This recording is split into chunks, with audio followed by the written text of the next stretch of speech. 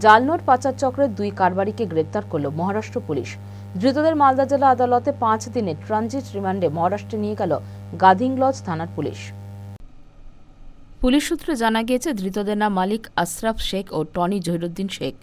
ধৃতদের বাড়ি মুর্শিদাবাদে ফারাক্কা এলাকায়। পুলিশ সূত্রে আরও জানা গিয়েছে, মহারাষ্ট্রের কোলাপুর জেলার গাধিংলজ থানা এলাকায় জাল নোটের একটি মামলার ঘটনায় এই 2 ব্যক্তির যোগ মেলে।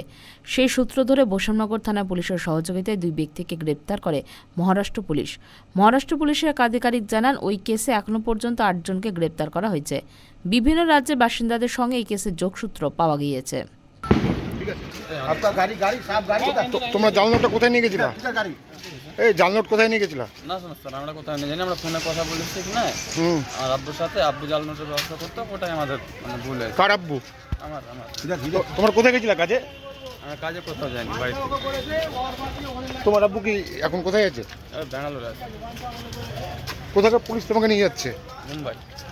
ये पकड़ा एक सेकंड घुरिए घुरिए ना।